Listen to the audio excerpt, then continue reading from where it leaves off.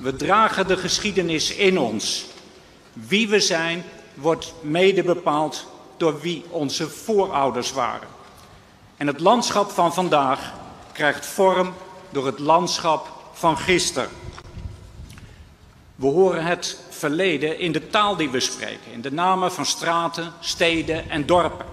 Overal zien we littekens van het slavernijverleden. Plantages, Fort Amsterdam, de zee. Al die plekken waar zoveel tot slaafgemaakten het leven lieten. En die littekens lopen ook door de samenleving, hier op Curaçao en ook in Nederland. We zien gezondheidsverschillen. We zien verschillen in opleiding. We zien dat de kleur van iemands huid invloed heeft op de kansen die hij of zij krijgt. En we zien keer op keer racisme de kop opsteken. Maar we hebben de afgelopen 160 jaar stappen gezet naar gelijkwaardigheid. In 2007 is het Papiamento eindelijk erkend als officiële taal. Sinds 2010 is Curaçao een autonoom land binnen het Koninkrijk. Afgelopen december heeft de Nederlandse premier Rutte lang verwachte excuses aangeboden voor de rol van de Nederlandse staat in het slavernijverleden.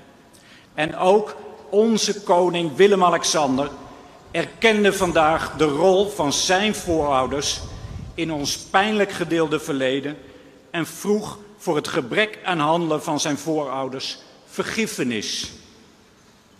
Ik hoop dat die erkenning u enige troost biedt.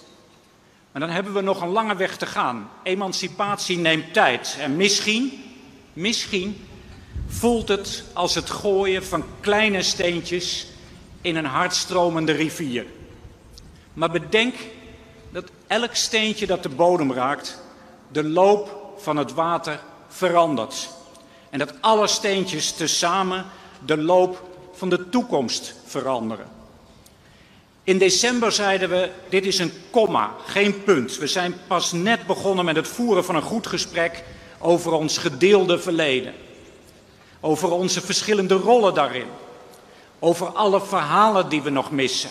Over alle stemmen van uw voorouders die het verdienen gehoord te worden. U heeft aangegeven wat u nodig hebt. Eerherstel voor Tula is cruciaal.